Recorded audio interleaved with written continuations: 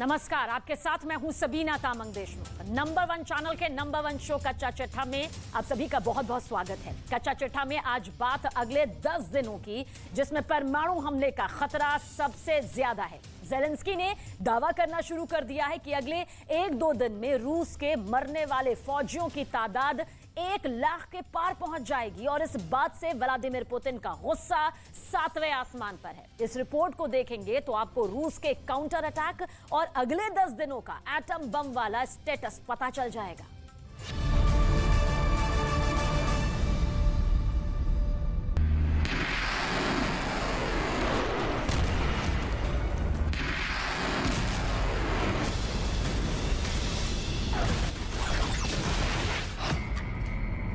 चौबीस घंटे में क्या हुआ? आखिर पुतिन ने ऐसा क्या किया कि सबको लगने लगा कि कयामत ज्यादा दूर नहीं है?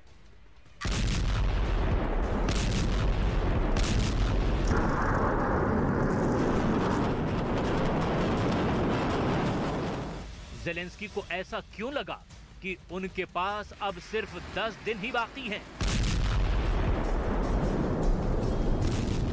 और यूक्रेन की सारी उम्मीदें बिखर चुकी है क्योंकि पुतिन ने बहुत बड़ा फैसला कर लिया है।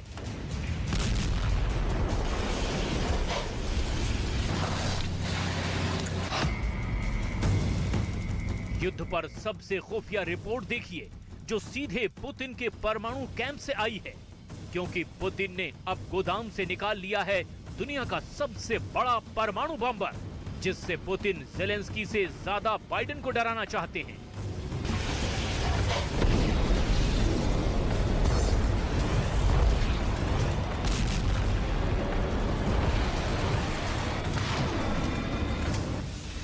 परमाणु खतरे का लेवल क्या है, ये जानने से पहले देख लीजिए युद्ध जीतने के लिए पुतिन अब 10 दिन से ज्यादा इंतजार क्यों नहीं करना चाहते।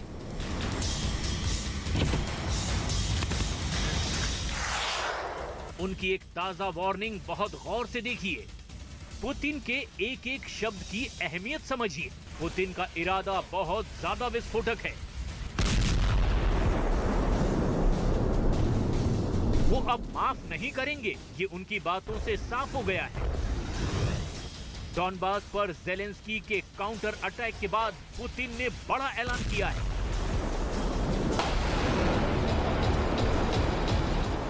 Отметить подразделения органов безопасности, которые начали действовать в новых регионах России.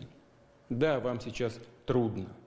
Обстановка в Донецкой и Луганской народных республиках, в Херсонской и Запорожской областях крайне сложная. Но на вас, на вашу защиту надеются живущие там люди, граждане России. И ваш долг сделать все необходимое для максимального обеспечения их безопасности, соблюдения прав. पुतिन नए हथियारों की बात कर रहे हैं।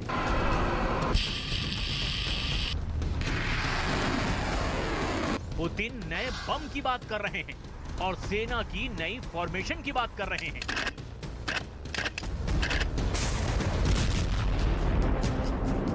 इसमें सबसे खतरनाक नाम है Tu-160 का। रूस ने अभी तक अपने खतरनाक बॉम्बर को यूक्रेन में नहीं उतारा है।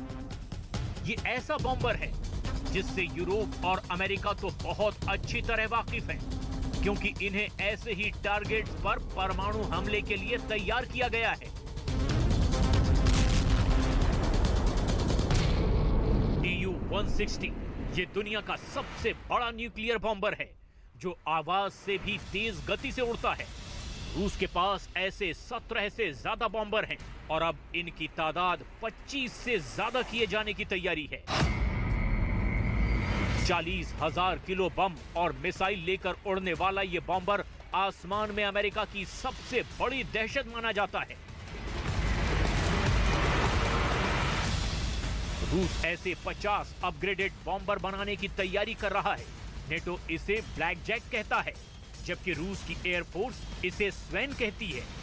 इसे अमेरिका के B-1 बॉम्बर की टक्कर में रूस ने तैयार किया था और अब ऐसे नए बॉम्बर रूस की वायुसेना में शामिल किए जा रहे हैं।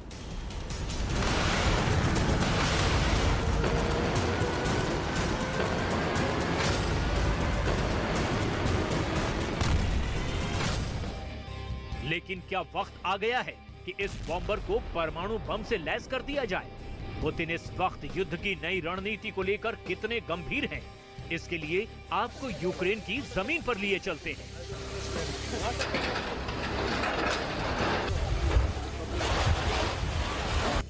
क्योंकि इस युद्ध को 300 दिन हो चुके हैं। युद्ध की इस तीसरी सेंचुरी को और खतरनाक बनाने के लिए पुतिन ने 20 ड्रोन से कैपिटल क्यू पर हमला किया है।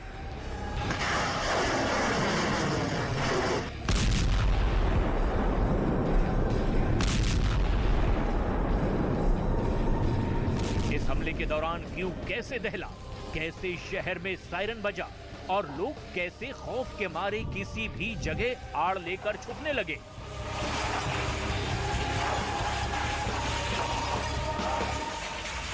इसकी रिपोर्ट ज़ेलेंस्की तक भी पहुंची। यूक्रेन का दावा है कि पुतिन ने 20 ड्रोन से हमले किए, लेकिन उसमें 15 ड्रोन मार गिराए गए। यानी पुतिन का स्ट्राइक रेट रहा सिर्फ 25%, जिससे जाहिर है पुतिन बिल्कुल खुश नहीं होंगे।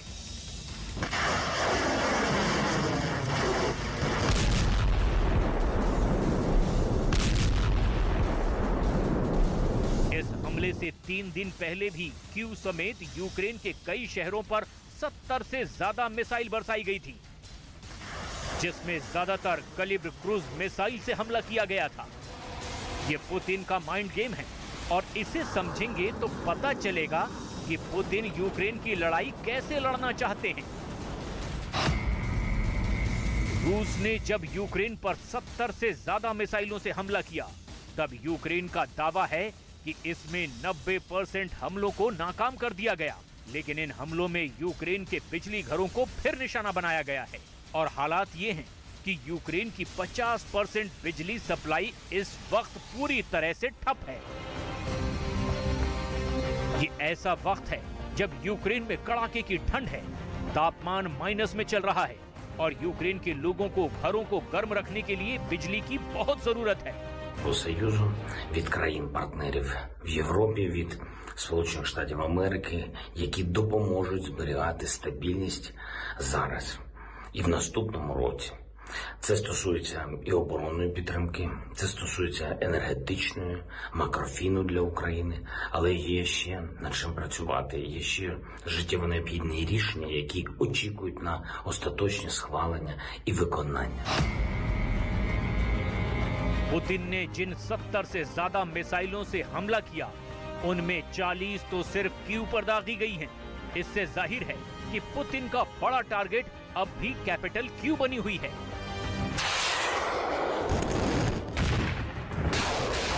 В пятницу, 16 декабря, по системам военного управления, оборонно-промышленного комплекса и обеспечивающим их объектам энергетики Украины нанесен массированный удар высокоточным оружием большой дальности воздушного и морского базирования. Цель удара достигнута. Все назначенные объекты поражены. सवाल ये भी है कि पुतिन बिजली वाले पावर सेंटर पर तो हमला कर रहे हैं, लेकिन वो ज़ेलेंस्की यानी यूक्रेन के पॉलिटिकल पावर सेंटर पर हमले से क्यों बच रहे हैं? इससे बचने के लिए यूक्रेन की ताकत अभी तक उसके डिफेंसिव मिसाइल सिस्टम रहे हैं। चाहे वो रूस की एयरफोर्स को रोकना हो या फिर उसके टैंक को।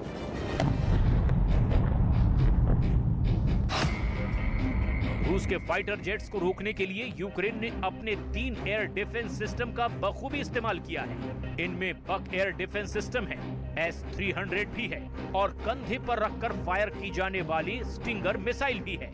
Вогневим групам, а особливо 96-й Київський та 208-й Херсонський зенітним ракетним бригадам, які показали за цю добу найбільшу влучність.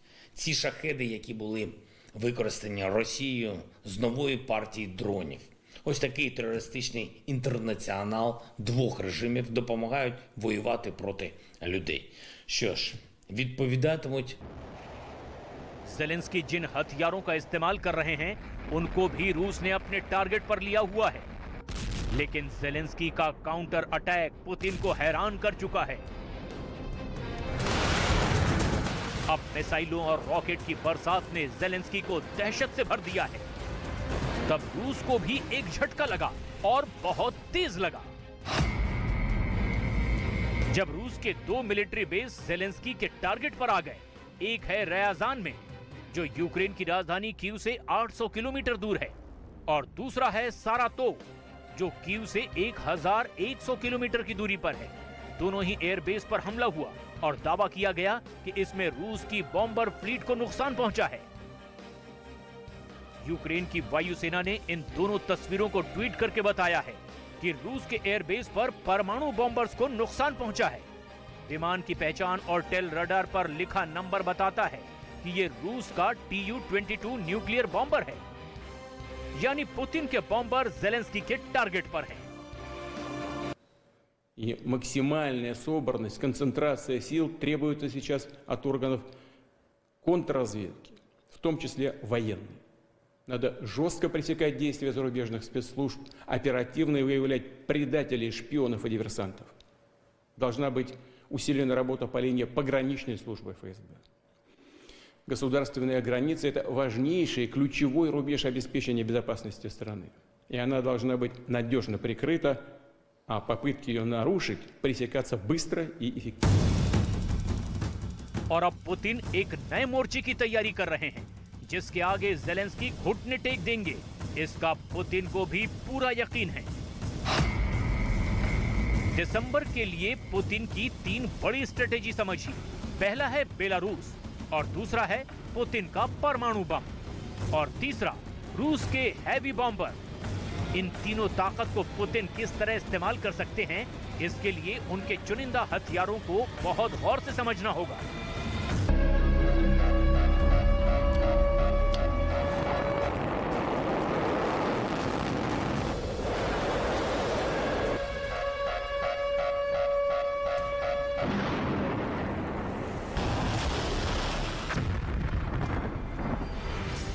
बेलारूस से जो वीडियो आया है उसमें साफ दिख रहा है कि पुतिन ने ज़ेलेंस्की के खिलाफ एक नया मोर्चा खोल दिया है।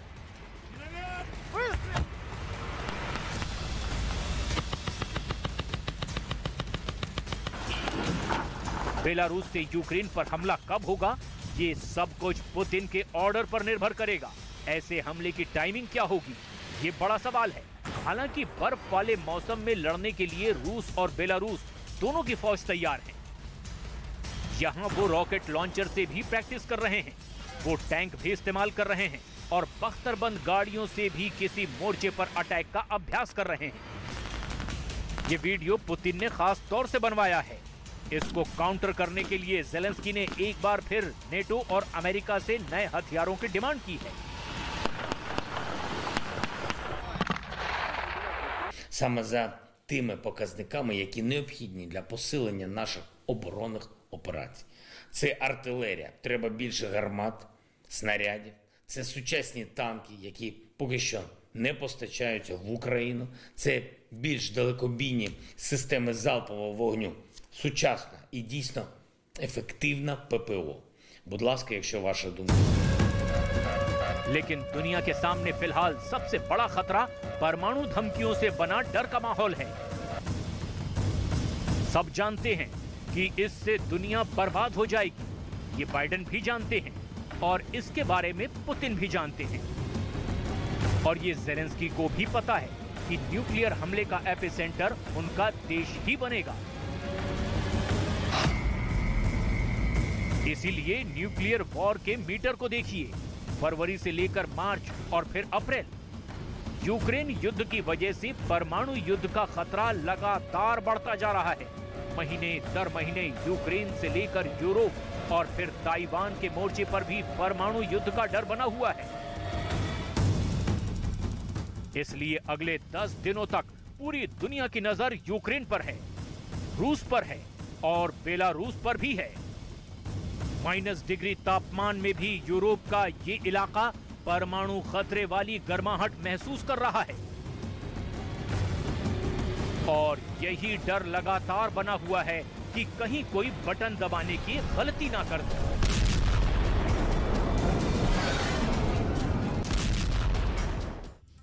और इससे पहले कि ये जंग पूरी दुनिया को अपनी चपेट में ले ले, एक 99 साल के वॉर एक्सपर्ट ने व्लादिमीर पुतिन और ज़ेलेंस्की दोनों को बहुत बड़ी सलाह दी है। वर्ल्ड वॉर ना हो, इसके लिए इस एक्सपर्ट की बात को समझना बेहद जरूरी है। इसकी वार्निंग ऐसी है कि बाइडेन भी घबरा जाएंगे।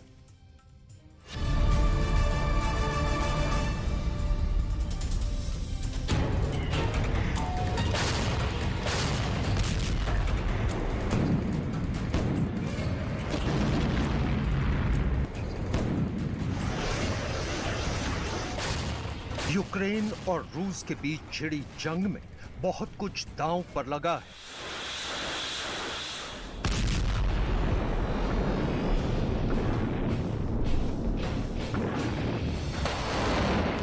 दांव पर लगी है एक मुल्क की आजादी।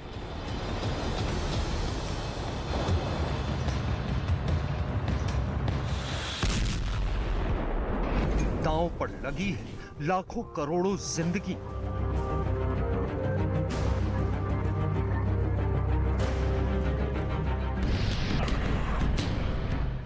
दांव पर लगी है रूस जैसे महाशक्तिशाली देश की साख। दांव पर लगी है पुतिन की कभी हार न मानने वाली जिद।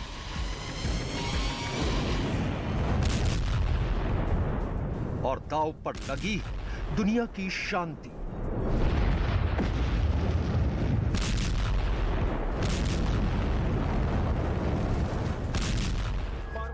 इस वक्त जब पूरी दुनिया को तीसरे विश्व युद्ध का डर सता रहा है और दुनिया की सबसे बड़ी सेना वाले नेटो चीफ की भी नींद डर ने उड़ा रखी है, वो नाम है वर्ल्ड वॉर 3।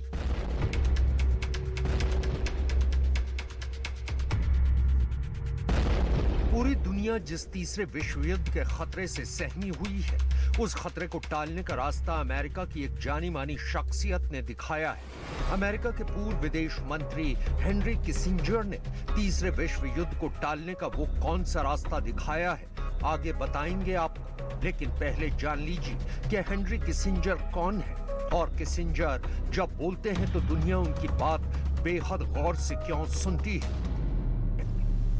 दरअसल हेनरी किसिंजर वो शख्स हैं जिनकी पहल पर 1949 में चीन और अमेरिका के रिश्ते पहली बार सामान्य हुए थे। इसलिए उस हेनरी किसिंजर की सलाह सुनना बेहद जरूरी है, क्योंकि उनकी सलाह किसी जमाने में अमेरिकी राष्ट्रपति रिचर्ड निक्सन भी मानते थे।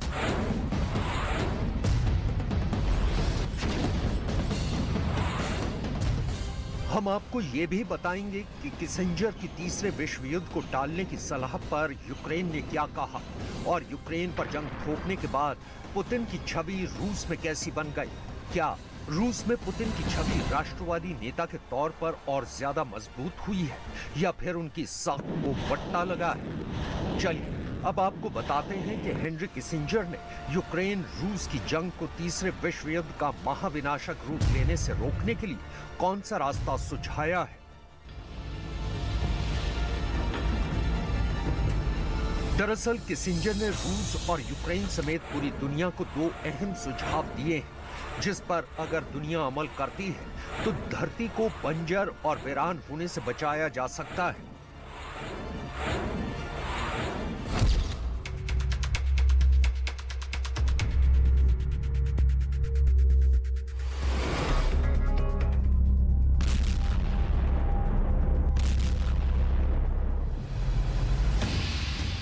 हेनरी किसिंजर ने तीसरा विश्व युद्ध टालने के लिए पहला सुझाव बातचीत के जरिए विवाद को सुलझाने का दिया है।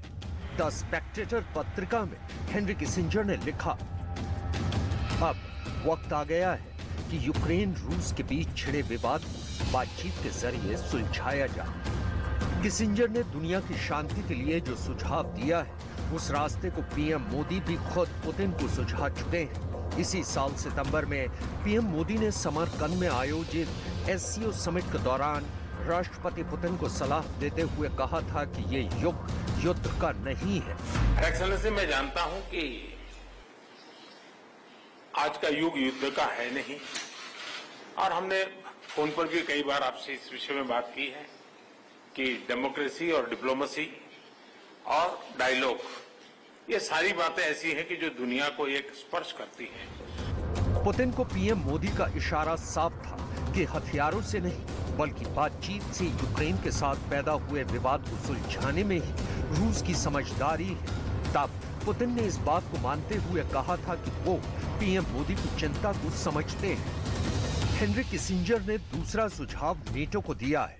उन्होंने कहा कि नेटो को जल्द से जल्द यूक्रेन को अपने संगठन में शामिल कर लेना चाहिए। द स्पेक्टेटर पत्रिका में उन्होंने लिखा, दुनिया में शांति के लिए यूक्रेन को अब नेटो से जोड़ना चाहिए। तटस्थता का विकल्प अब सार्थक नहीं है।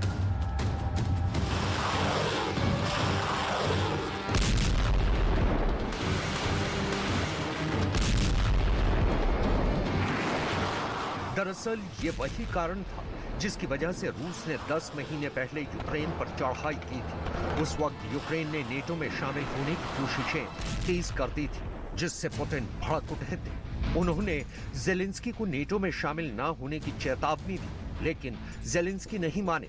आखिरकार फाइनल वार्निंग देने के बाद भी जब यूक्रेन नहीं माना, तब पुतिन ने अपनी सेना को यूक्रेन पर चढ़ाई का आदेश दे दिया। अब हेनरी किसिंजर ने नेटो देशों को सलाह दी है कि वो युद्ध की आग में झुलस रहे यूक्रेन का हाथ थाम ले, ताकि एक कमजोर देश को रूस जैसे ताकतवर देश के कहर से अब भी बचाया जा सके। क्योंकि नेटो का हिस्सा बनते ही यूक्रेन पर रूस को हमला बंद करना होगा।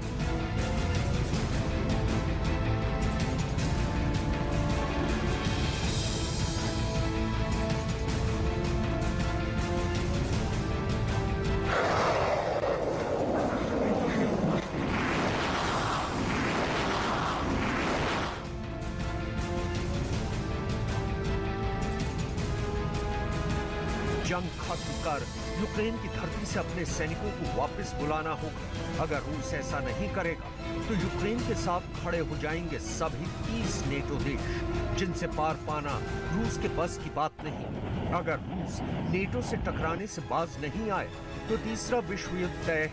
इसी युद्ध के साथ तय दुनिया का अंत।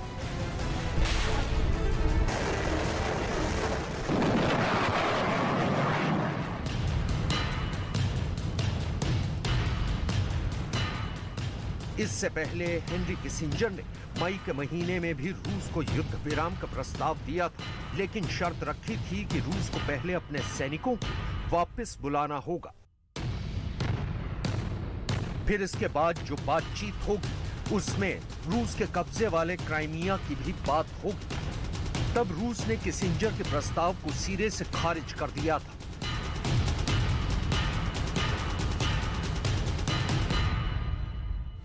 किसिंजर ने एक बयान में कहा था कि अगर रूस क्राइमिया पर अपने कब्जे को नहीं छोड़ता है तो क्राइमिया की जनता के साथ न्याय करने के लिए अंतर्राष्ट्रीय स्तर पर निगरानी वाला जनमत संग्रह आयोजित कराया जाए, जिससे साफ हो जाएगा कि क्राइमिया के लोग रूस के साथ जाना पसंद करेंगे या यूक्रेन के साथ। हालांकि किसिंजर की सलाह के बाद हालात बहुत बदल गए हैं।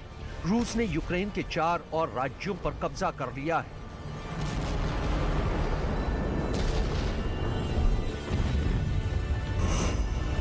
रूस ने क्राइमिया पर 2014 में जनमत संग्रह के जरिए कब्जा कर लिया था और इसी साल 30 सितंबर को रूस की सीमा से लगे यूक्रेन के 4 राज्य डोनेस्क, लुहांस्क, ज़ैपोरिज़िया और खेरसोन को अपने देश में मिला दिया।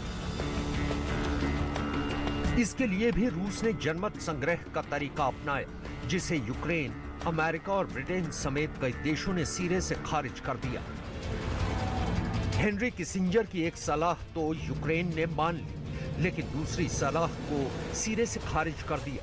युद्ध की आग में हर दिन बर्बाद हो रहे यूक्रेन ने रूस के साथ बातचीत से साफ इनकार कर दिया है। जेलेंस्की के तेवर से साफ है कि यूक्रेन की जंग अभी खत्म होने वाली नहीं है। जेलेंस्की के इनकार के पीछे अमेरिका, जर्मनी, ब्रिटेन और फ्रांस जैसे ताकतवर देशों का सपोर्ट है, जो यूक्रेन को जंग में हथियारों की कमी नहीं होने दे रहे हैं। यूक्रेन भी इन्हीं विदेशी हथियारों के दम पर रूस के छक्के छुड़ा रहा है।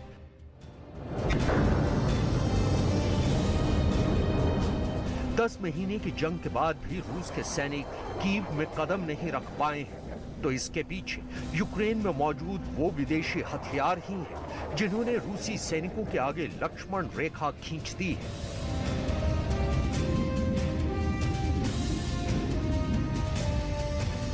क्या यूक्रेन पर चढ़ाई करने का पुतिन का फैसला उनकी जिंदगी की सबसे बड़ी गलती है? क्या यूक्रेन पर हमला करने के बाद से पुतिन की छवि पूरी दुनिया में धूमिल हुई है? क्योंकि अब रूसी नागरिक भी महसूस करने लगे हैं कि यूक्रेन पर बेवजह चढ़ाई कर पुतिन ने रूस को आर्थिक मुसीबत में डाल दिया है। रूस के नागरिक अब पुतिन को यूक्रेन में मारे गए 1 लाख सैनिकों की मौत का जिम्मेदार ठहराने लगे हैं। इसलिए सवाल उठ रहे हैं कि क्या 2 दशकों से रूस की सत्ता पर मजबूत पकड़ बनाए रखने वाले पुतिन के कदम अब डगमगाने लगे हैं? इसमें कोई शक नहीं है कि पुतिन के इस फैसले से उनके एक मजबूत, निर्णायक और कट्टर राष्ट्रवादी राजनेता की छवि को गहरा आघात लगा है।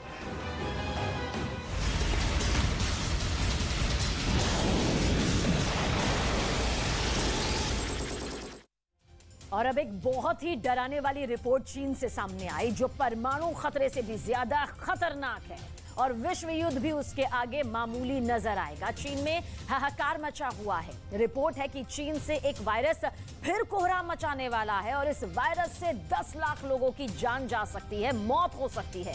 ये रिपोर्ट देखिए, ये पूरी दुनिया के लिए एक बहुत बड़ा अलर्ट है।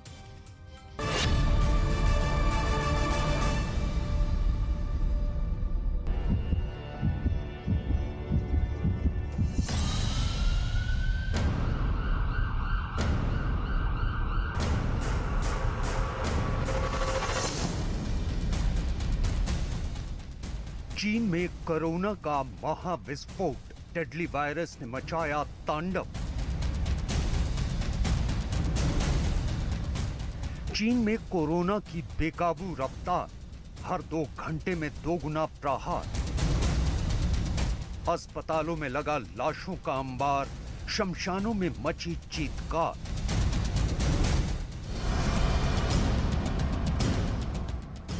चीन में जन्मे कोरोना का ये अब तक का सबसे विकराल रूप है।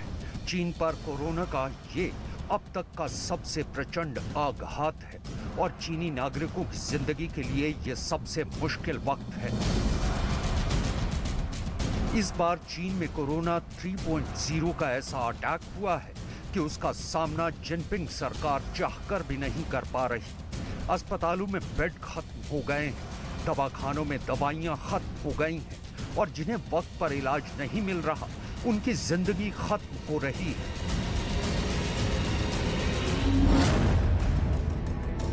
चीन में अचानक कोरोना का ऐसा डेडली अटैक कैसे हो गया? कोविड को लेकर चीन की सारी तैयारी नाकाफी कैसे हो गई? और जिस वायरस को कोरोना महामारी की शुरुआती 2 लहरों में चीन ने काबू करा था, वो इस बार चीन में कहर कैसे बरपा रहा है? आपको इन सभी सवालों के जवाब हमारी इस रिपोर्ट में आगे मिलेंगे, लेकिन पहले देख लीजिए कि कैसे चीन में कोरोना 3.0 की मार भारत में आई कोरोना की दूसरी लहर से भी जोरदार है।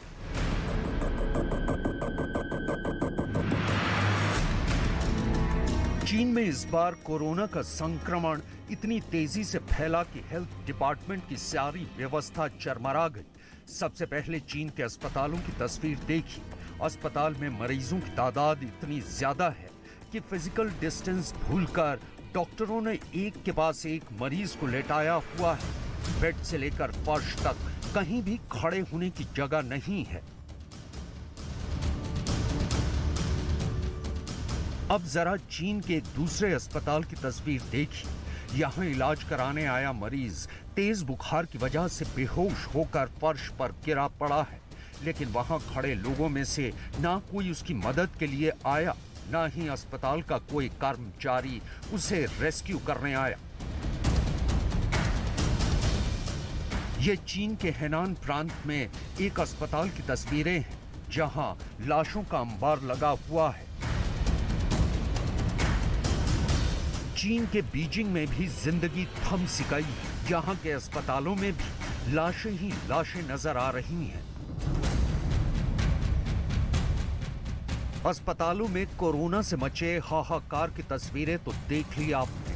अब जरा बीजिंग के सबसे बड़े बाबा ओशन फ्यूनरल हाउस की तस्वीरें देख लीजिए। यहाँ फ्यूनरल के लिए 20 दिनों की वेटिंग चल रही है। कम से कम 2000 लाशें फ्यूनरल के बाद किसी नई लाश का नंबर लग रहा है। अपनों के फ्यूनरल का इंतजार में लोग फ्यूनरल हाउस के बाहर गाड़ियों में इंतजार कर रहे हैं। पूर्वी चीन में कोरोना के संक्रमण से हालात बहुत बदतर हो चुके हैं। यहाँ के प्रांतों के किसी भी अस्पताल में एक बेड भी खाली नहीं है। सभी अस्पतालों में ओपीडी सेवाएं बंद कर दी गई हैं। लिहाजा प्राइवेट क्लिनिक्स पर बुखार से पीड़ित मरीजों की लंबी लंबी कतारें देखने को मिल रही हैं। पूरे चीन में इस वक्त कोरोना की ऐसी दहशत फैली हुई है कि लोग अपने अपने घरों में कैद हो गए हैं और तब तक बाहर नहीं निकल रहे हैं जब तक कि उन्हें बाहर जाने की बहुत ज्यादा जरूरत ना पड़े। चीन के एक बाजार की जरा ये तस्वीर देखिए।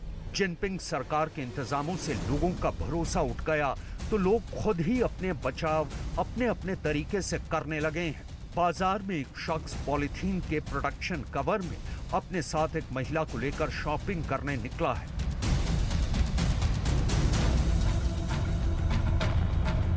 इस बीच एक अमेरिकी साइंटिस्ट और महामारी विशेषज्ञ की चेतावनी से चीन में हड़कंप मचा हुआ है। एरिक फेगल डिंग नाम के महामारी विशेषज्ञ ने कोरोना पर बड़ी चेतावनी देते हुए कहा कि अगले 90 दिनों में चीन की करीब 60% आबादी और दुनिया के 10% लोग कोरोना से संक्रमित होंगे। इस दौरान कोरोना वायरस करीब 10 लाख लोगों की जिंदगी खत्म कर देगा।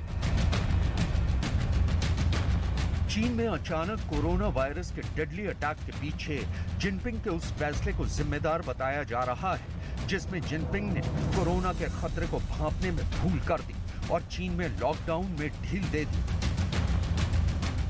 चीन में जैसे ही जीरो कोविड पॉलिसी खत्म हुई वैसे ही वहां कोरोना के मामले तेजी से बढ़ने शुरू हो गए। चीन में कोरोना की वजह से हो रही बेहिसाब मौतों के लिए एरिक फेगल डिंग ने सीधे तौर पर शी जिनपिंग को जिम्मेदार ठहराया है।